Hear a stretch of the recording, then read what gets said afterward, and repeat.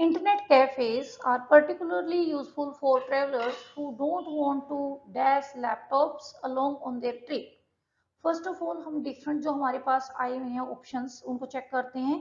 Equivalent, purchase, charge, affordable, carry, enable. तो हम check करते हैं कि हमारी जो फर्स्ट लाइन है वो क्या कह रही है। इंटरनेट कैफेज, जो इंटरनेट कैफेज हैं are particularly useful. Particularly means कि खास तौर पर यूजफुल है उन ट्रेवलर्स के लिए हु डोंट वांट, जो नहीं चाहते to dash laptops, to charge या फिर carry, to carry laptops along on their trip, जो अपने ट्रिप पे लैपटॉप्स को कैरी नहीं करना चाहते। In many countries where computers and internet access are not widely available. In many countries, ज्यादातर कंट्रीज में जहां पर कंप्यूटर्स और इंटरनेट एक्सेस वाइडली अवेलेबल नहीं है, और या तो अवेलेबल नहीं है या फिर अफोर्डेबल नहीं है। अवेलेबल और अफोर्डेबल दो हमारे पास ऐसे वर्ड है जो सेम सेम साउंड कर रहे हैं, available, affordable.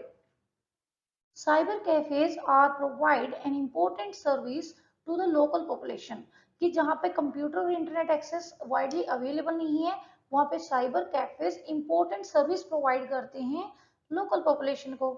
Internet cafes usually dash customers based on the amount of time they use a computer। Internet cafes usually क्या करते हैं, कस्टमर्स बेस्ड ऑन, जो कस्टमर्स किस चीज के ऊपर बेस्ड है, amount of time use a computer, कितना टाइम वो कंप्यूटर यूज करते हैं उस चीज के ऊपर क्या करते हैं, चार्ज करते हैं। So our first answer is carry laptops, second answer is available or affordable, and our third answer is charge customers।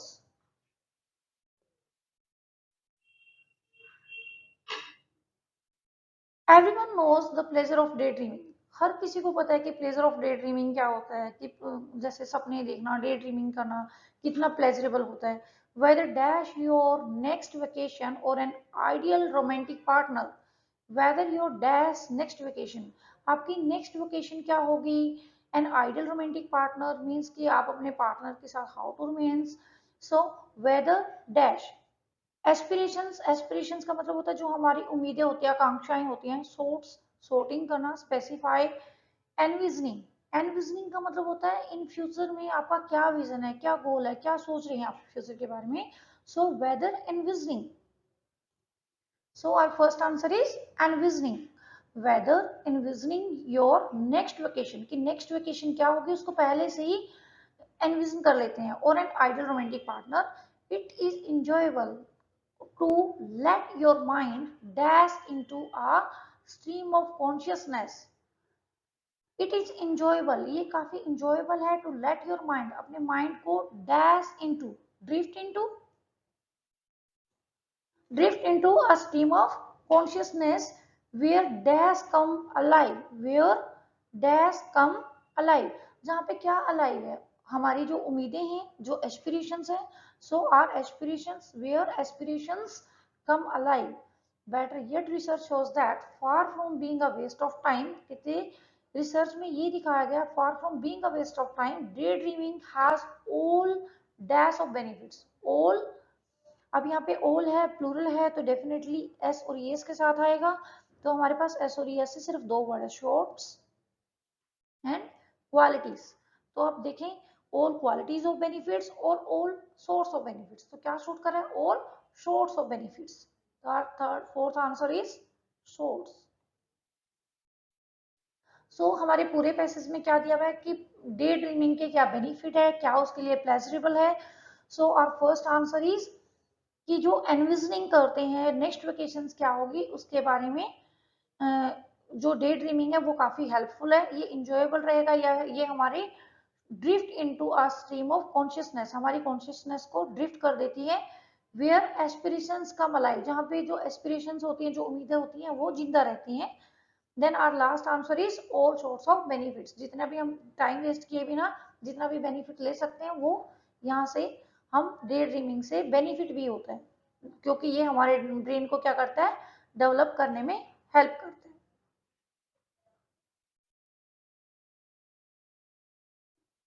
The global economy is dashed to shrink by almost 3.2% this year.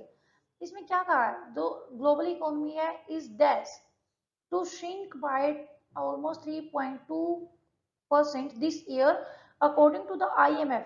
IMF का मतलब होता है international monetary fund.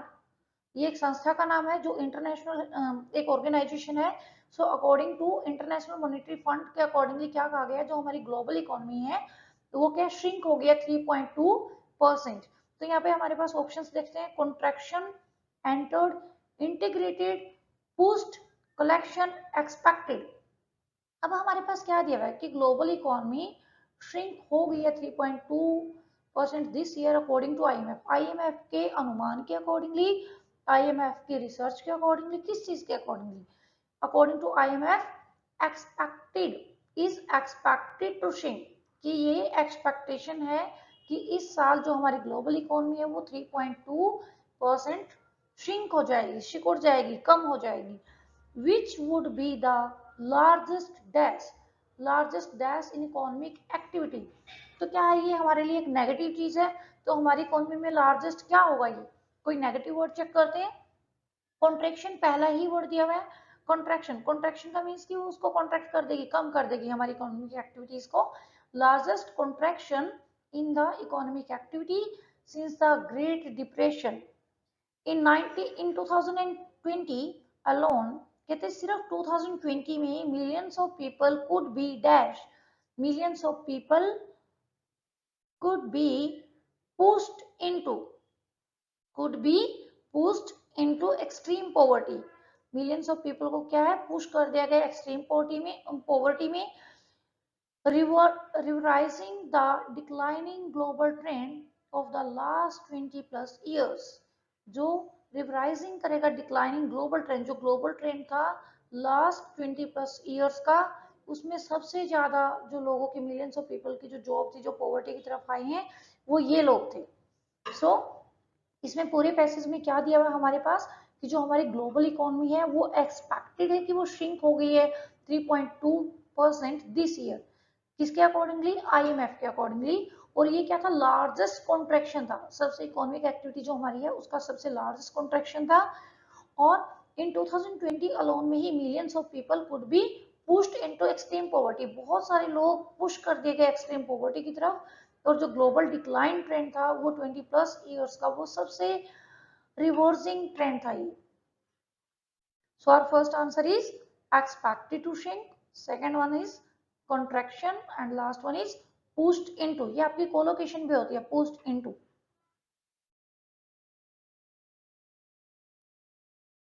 Farming is dash the planet.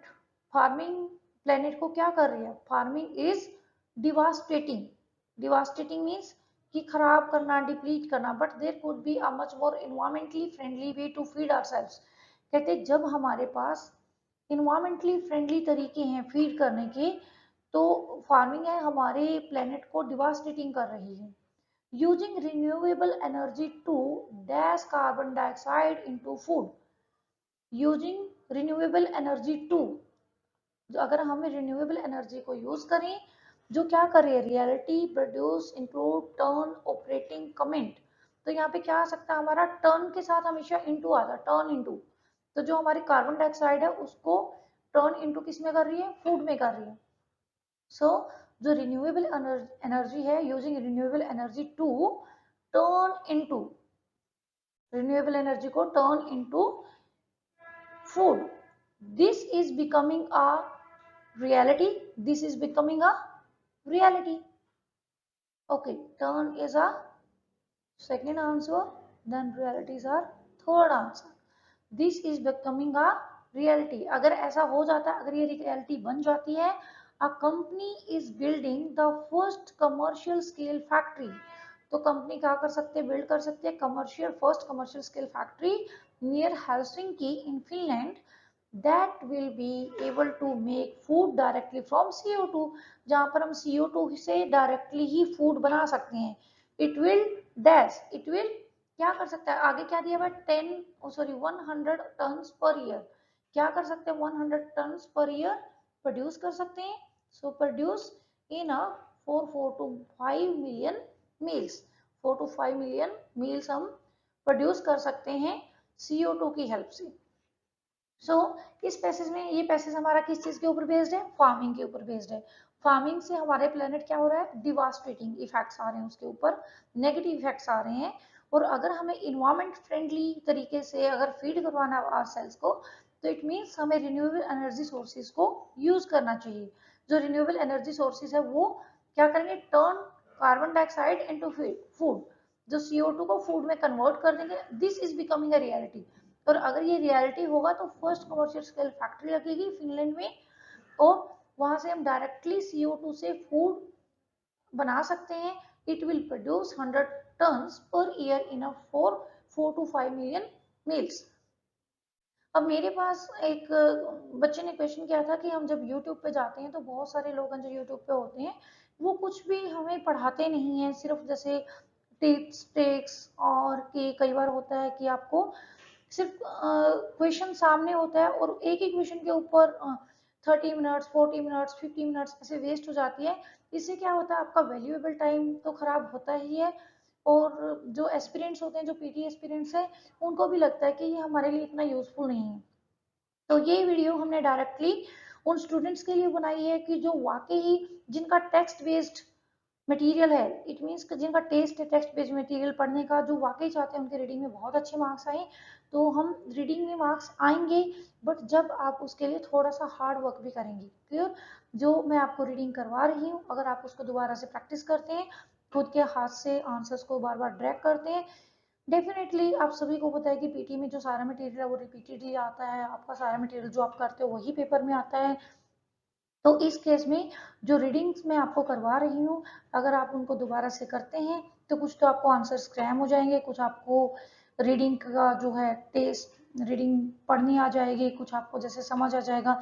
At least अगर वो English में नहीं आती तो आपको हिंदी में समझ आएगा। आपको पता ही है फार्मिंग वाला मेथड क्वेश्चन है, फार्मिंग वाले मेथड क्वेश्चन में हमारा क्या आंसर था? फर्स्ट आंसर था फार्मिंग की वजह से हमारा जो प्लेनेट है वो डिवास्टेटिंग इफेक्ट्स पड़ रहे हैं, उसके ऊपर नेगेटिव इफेक्ट्स पड़ रहे हैं, और उसकी वजह से हम क्या है? रिन्यूएबल एनर्जी सोर्सेज को यूज कर सकते हैं, जो हमारे कार्बन डाइऑक्साइड को टर्न करेंगे किस चीज में? फूड में। और this is becoming a reality, और अगर ये रियलिटी बन जाता है तो इट मीन्स कि फिनलैंड में कमर्शियल स्केल फैक्ट्री ऐसी लग जाएगी और जो CO2 से डायरेक्ट ही फूड बनाएगी।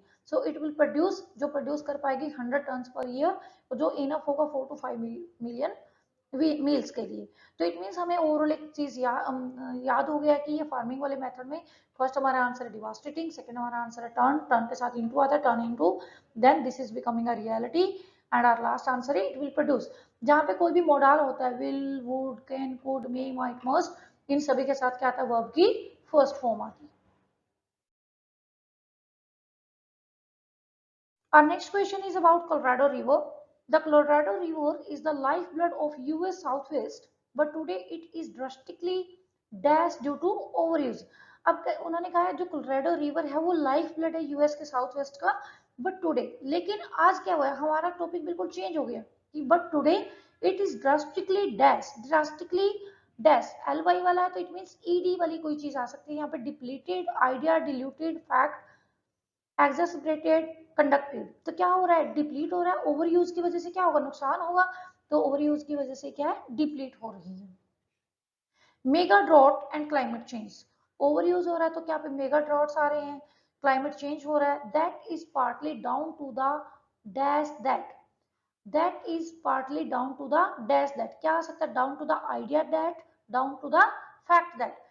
आइडिया होता है कि हम किसी चीज को सोच रहे हैं, और फैक्ट होता है कि कोई फिगर, कोई रियलिटी जो हम चेक कर रहे हैं। तो उन्होंने कहा कि ओवर यूज की वजह से क्या हो रहा है? डिप्लीट हो रहा है कोलोराडो रिवर। और ये क्या हुआ फिर? To the fact that. तो आइडिया में से और फैक्ट में से क्या आएगा आपका आंसर यहाँ पे? Fact. That people are talking up too much water, taking too much water out of the river basin and partly down to the mega drought। क्या कहा है यहाँ पे कि partly down to the fact that, fact क्या है? People are taking too much water, लोग क्या ज्यादा से ज्यादा पानी ले रहे हैं out of the river basin, river के बेसिन में से, and partly down to the mega droughts. और पार्टली किस वजह से? मेगा ड्रॉट्स की वजह से। एक तो लोग ज्यादा पानी ले रहे हैं रिवर से, दूसरा क्या है? मेगा ड्रॉट्स आ रहे हैं, dash by climate change. So dash by से पहले क्या आएगा, वर्ब की थर्ड फॉर्म अगेन। सो यहाँ पे क्या हो सकता है, आइडिया और फैक्ट में से तो हमारा आएगा नहीं। डिल्यूटेड, एक्सस्परेटेड एंड कंडक्टेड, तो यहाँ पे हमारा क्या आ गया, एक्सस्परेटेड बाय क्लाइमेट चेंज। जो क्या हो रहा है, एक्सस्परेट हो रहा है क्लाइमेट चेंज की वजह से, which means the reason the Colorado flows through is the driest it has been in 1200 years. It means कि जो रीजन है कोलोराडो रिवर का, जहाँ पे कोलोराडो से पानी जाता है, जहाँ पे फ्लो होता है उसका, तो वो ड्राइएस्ट रीजन हो गया है पिछले 1200 ईयर्स से। सो अब हमें पता चला कि ये हमारा पैसेज किस चीज के बारे में है। ये पैसेज हमारा कोलोराडो रिवर के बारे में है, जिसका ओवर यूज होने की वजह से क्या हो गया, डिप्लीट होती जा रही है, drastically depleted due to over use, mega drought and climate change. तीन कारण दिए हुए हैं कि ओवर यूज की वजह से, मेगा ड्रॉट की वजह से और क्लाइमेट चेंज की वजह से। फिर उन्होंने तीनों कारण को बार बार बताया हुआ है कि जैसे that is partly down to the fact that, पहला फैक्ट क्या है कि लोग बहुत सारा पानी ले रहे हैं वहां से, सेकंड फैक्ट क्या है कि मेगा ड्रॉट्स आ रहे हैं, और थर्ड पार्ट क्या है, एक्सस्परेटेड किया गया है क्लाइमेट चेंज को।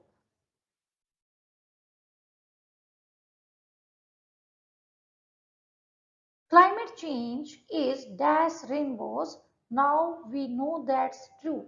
Climate change is move, preserve, significantly, potentially affecting, stimulate, stalking. Climate change की वजह से क्या होगा, रेनबोज क्या होगी, अफेक्ट होंगी, सो affecting. Climate change is affecting rainbows. Now we know that's true. कि अब हम जानते हैं कि चीज सही है। से Carlson the lead author on a paper, जो लीड ऑथर है पेपर के, उन्होंने बताया ये बात बिल्कुल ट्रू है कि जो क्लाइमेट चेंज है उसकी वजह से हमारी जो रेनबोज है वो अफेक्ट हो रही है।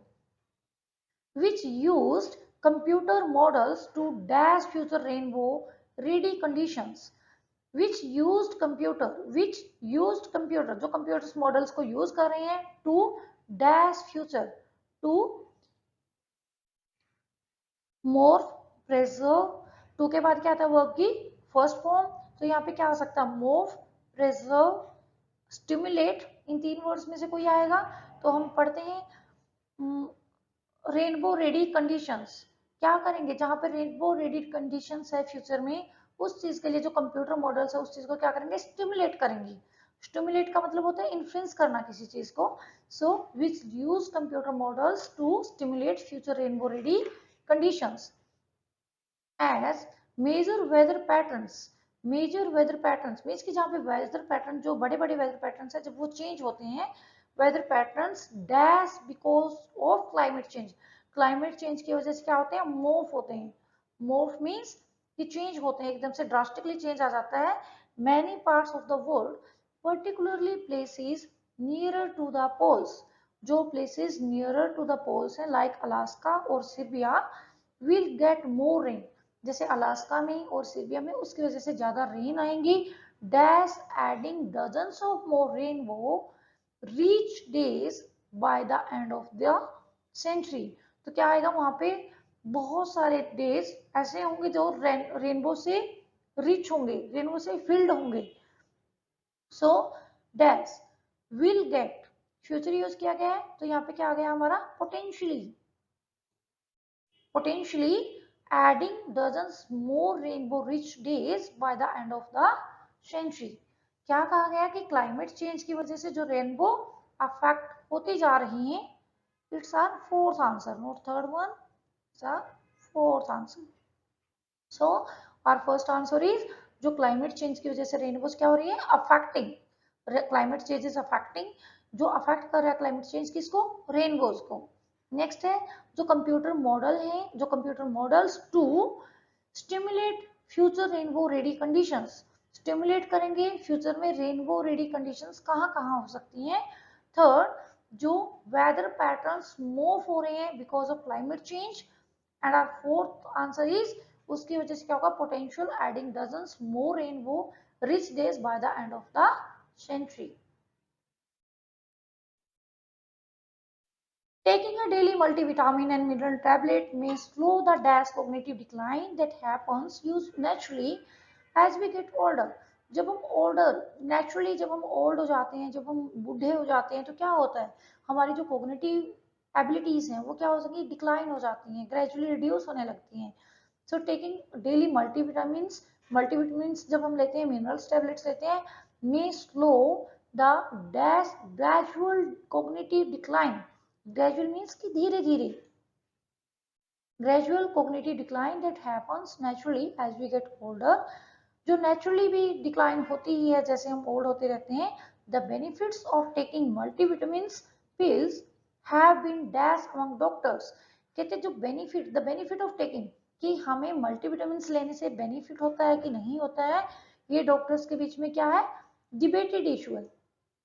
मीन्स कि कुछ को लगता है कि हमें मल्टीविटामिन्स लेनी चाहिए, कुछ को लगता है हमें नेचुरल तरीके से चीज़ों को लेना चाहिए, मल्टीविटामिन्स नहीं लेनी चाहिए। तो ये डॉक्टर्स के बीच में क्या डिबेटेड इशू है। They were once widely dash as an insurance policy for people with poor diets. उन्होंने कहा कि जिन लोगों की डाइट पुअर होती है, इंश्योरेंस पॉलिसी में वो क्या करते हैं, रिकमेंड करते हैं उस चीज़ को, recommended as an insurance policy. जैसे हम इंश्योरेंस पॉलिसी होल्डर जो कुछ लोग इंश्योरेंस पॉलिसी सेल आउट करते हैं, ऐसे ही डॉक्टर्स भी कुछ पिल्स को सेल आउट करते हैं as an advertising insurance policy की तरह। वो रिकमेंड करते हैं लोगों को कि पुअर, अगर हमारी डाइट है बेस्ड ऑन स्टडीज दैट, वो किस स्टडी के ऊपर बेस्ड होता है, found that those who take them dash to have better health, those who take them tend to get tend to have better health, कि जो लोग उसको लेंगे टैबलेट्स को उनकी बेटर हेल्थ हो जाएगी। तो यहाँ पे क्या है, रोल दिया है मल्टीविटामिन का और मिनरल टैबलेट्स का, कि क्या है हमारी लाइफ में रोल, कि जो मल्टीविटामिन और मिनरल टैबलेट्स लेते हैं वो क्या करते हैं, ग्रेजुअली धीरे धीरे ग्रेजुअल कॉग्निटिव डिक्लाइन करती है। दैट हैपन्स नेचुरली, जो नेचुरली होता ही है जैसे हम ओल्ड होते रहते हैं। जो बेनिफिट क्या है मल्टीविटामिन लेने का, कहते हैं ये डॉक्टर्स के बीच में भी एक डिबेटेड इशू है। एक टाइम पे वो इसको इंश्योरेंस पॉलिसी की तरह रिकमेंड करते थे, कि अगर किसी की जो डाइट है वो पुअर डाइट यूज कर रहे हैं, तो वहां पे वो मल्टीविटामिन ले सकते हैं, और उनकी वजह से जो क्या, जो बेटर हेल्थ है, वो tend to better health, means कि उनको धीरे धीरे जल्दी ही क्या हो जाएगा, बेटर हेल्थ मिल जाएगी। Like, share and subscribe the channel for upcoming videos, and also press the bell icon for notifications.